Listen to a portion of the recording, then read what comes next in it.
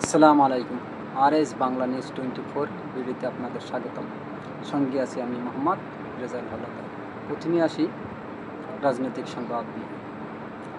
Doctor ইউনূসের আকস্মিক পদত্যাগ কেন তোলপাড় গোটা দেশ। বাংলাদেশের নোবেলজয়ী অর্থনীতিবিদ ডক্টর মোহাম্মদ ইউনূস হঠাৎ করেই পদত্যাগ করলেন, আর তাতেই নড়ে উঠল গোটা জাতি। কী করছে আসলে সেই পদত্যাগের পেছনে, আমরা জানাবো সব কিছুর এই প্রতিবেদনে। ডক্টর মোহাম্মদ ইউনূস একটি নাম, যিনি শুধু বাংলাদেশ নয়, গোটা বিশ্বে পরিচিত গ্রামীণ ব্যাংক ও মাইক্রো ক্রেডিট ধারণার জন্য। 2006 সালে নোবেল শান্তি পুরস্কার পাওয়ার পর থেকে আন্তর্জাতিক অঙ্গনে তার অবস্থান ছিল অনেক উচ্চতায়। সম্প্রতি তিনি একটি হঠাৎ সংবাদ সম্মেলনে পদত্যাগের ঘোষণা দেন। তবে প্রশ্ন হচ্ছে, এই সিদ্ধান্তের পেছনে আসলে কারণ কী? বলা হচ্ছে সরকারের সঙ্গে মত বিরোধ, চলমান মামলার চাপ কিংবা আন্তর্জাতিক মহলে সুনাম হারানোর শঙ্কা, সব কিছু মিলিয়ে হয়তো এই সিদ্ধান্ত নিয়েছেন ডক্টর মোহাম্মদ ইউনূস। কিন্তু 5ই আগস্ট ছাত্র জনতার গণ অভ্যুত্থানে শেখ হাসিনা যখন ভারতে পালিয়ে যায়, গোটা বাংলাদেশ একা রেখে, তখন কে নেবে দায়িত্বভার? বাংলাদেশের কোনো লোক খুঁজে পাওয়া যাচ্ছে না। হঠাৎ করে ছাত্ররা একত্রিত হয়ে মিলিত হয়ে একজনের নাম সিলেক্ট করে, তার নাম ডক্টর মোহাম্মদ ইউনূস। তিনি শুধু বাংলাদেশেই একজন সুপরিচিত ব্যক্তি নয়, তিনি সারা বিশ্বে একজন শ্রেষ্ঠ নোবেল বিজয়ী মধ্যে একজন, এবং তিনি সারা বিশ্বে পরিচিত। তাকে সারা বিশ্বে ভালো করে চেনে। তার পদত্যাগের খবর ছড়িয়ে পড়তেই দেশের নানা স্থানে শুরু হয় আলোচনা, সমালোচনা, এমনকি প্রতিবাদ। অনেকে বলছে এটি একটি পরিকল্পিত রাজনৈতিক চাপের ফল। কেননা ডক্টর মোহাম্মদ ইউনূসের সাথে গত পরশু 3 বাহিনীর প্রধান যখন একত্রিত হয়ে মিটিং করে, অর্থাৎ তাকে কিছু চাপ সৃষ্টি করে, এই কারণে তিনি পদত্যাগের কথা বলেছে যে আমি এরকমের আমাকে চাপ সৃষ্টি করলে আমি রাষ্ট্রের দায়িত্বভার থেকে সরে দাঁড়াবো। এরই পর নাহিদ, সার্জিস এবং কয়েকজন নেতাকর্মীর সাথে তিনি বৈঠকে বসেন, এবং বৈঠকে বসে তিনি বলেন যে আমি আর বাংলাদেশের দায়িত্বভার গ্রহণ করবো না, আমি ক্ষমতা ছেড়ে দেব। এর ভিতর সোশ্যাল মিডিয়ায় আলোড়ন সৃষ্টি হয় সারা বাংলাদেশের গোটা দেশে, যে কে নেবে এই বাংলাদেশের দায়িত্বভার। তখনই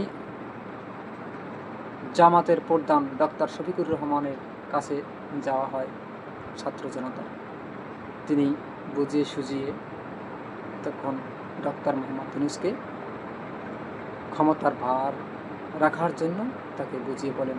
তারপর আবার এখন কি হবে দেশের আমরা জানি না। সত্যি সত্যি তিনি যদি দায়িত্ব থেকে সরে দাঁড়ান, তাহলে এই বাংলাদেশের দায়িত্ব কে নেবে এখন পর্যন্ত কোনো হদিশ নেই। উনি আমাদের গর্ব, ওনার সঙ্গে যা হচ্ছে তা দেশের জন্য লজ্জাজনক। ডক্টর মোহাম্মদ ইউনূসের মতো ব্যক্তিত্বের বিদায় এত সহজে মেনে নেওয়া যায় না। এর গভীরে আরও অনেক কিছু আছে। ডক্টর মোহাম্মদ ইউনূসের পদত্যাগ শুধু একটি ব্যক্তিগত সিদ্ধান্ত নয়, এটি একটি বার্তা, একটি প্রতিচ্ছবি বর্তমান বাংলাদেশের রাজনৈতিক ও সামাজিক বাস্তবতার। এই ঘটনার প্রভাব কতদূর যাবে তা সময়ই বলে দেবে। যদি সত্যি সত্যি তিনি বাংলাদেশের দায়িত্বভার থেকে সরে দাঁড়ান, তাহলে এই যারা তার সাথে বৈঠকে বসেছেন 3 বাহিনীর প্রধান, তারা দায়ী থাকবেন। আসলে সত্যি কথা না বললেই নয়। দেখেন, ডক্টর ইউনূস কিন্তু এমনি দায়িত্ব থেকে শেখ হাসিনাকে সরান নাই। তার পেছনে যত সেনাবাহিনী আছে তার সাথে কিন্তু কেউ নেই, তিনি একা। এখন তিনি হয়েছেন রাষ্ট্রের লিখিত সেনাপ্রধান, অর্থাৎ তার চাকরির মেয়াদ পর্যন্ত তিনি বাংলাদেশের দায়িত্বভার গ্রহণ করতে পারবেন। তারপর আর তার কোনো দায়িত্ব নেই, তিনি দায়িত্ব থেকে সরে থাকবেন। আমার মতে এই 3 বাহিনীর প্রধানকে যদি ম্যাচ শেষ হয়ে যায়, যদি পরিবর্তন করানো হয়, তাহলে এরকমের চাপ আর কখনই আসবে না। আর আমরা চাই না ডক্টর মোহাম্মদ ইউনূস সারা জীবনই ক্ষমতায় থাকবে। আমরা চাই সঠিকভাবে বাংলাদেশের যত সংস্কার আছে সম্পূর্ণ সংস্কারগুলো করে তারপর তিনি একটা সুষ্ঠু দ্বারা নির্বাচন দিয়ে তিনি সরে যান। এর আগে আমি চাই না যত বছর থাকা লাগে তিনি থাকুক, 2 বছর 3 বছর যা লাগে থাকুক, বাংলাদেশের সঠিকভাবে সংস্কার করুক। একটা কথা শুনেছি যে বাংলাদেশের যত বড় বড় নেতারা আছে তারা বাহিরে টাকা পাচার করে, অর্থাৎ বাংলাদেশের ব্যাংকে রাখে না, বাহিরে রাখে। তিনি নিয়ম করতেছেন বাহিরে কোনো টাকা রাখতে পারবে না, বরং বাহিরের টাকা বাংলাদেশে আসতে পারবে, কিন্তু বাংলাদেশের কোনো নেতারা কেউই বাংলাদেশের কোনো টাকা বাইরে যাবে না। এই সিস্টেমটা যদি, এই সংস্কারটা যদি করে তাহলে দেশে দুর্নীতি অনেকটাই কমে যাবে।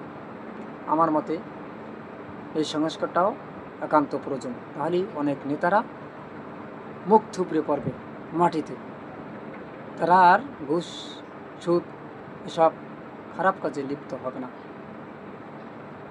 এটা তাকে বাহাবা দেয়। এই সব সংস্কারগুলো করতে একটু সময় লাগবে। আমরা আগে নির্বাচন চাই না, আমরা চাই আগে সংস্কার তারপর নির্বাচন। শুধু তাকে দায়িত্ব দেওয়া হয়েছে নির্বাচনের জন্য না, সংস্কারের জন্য তাকে দায়িত্বভার দেওয়া হয়েছে।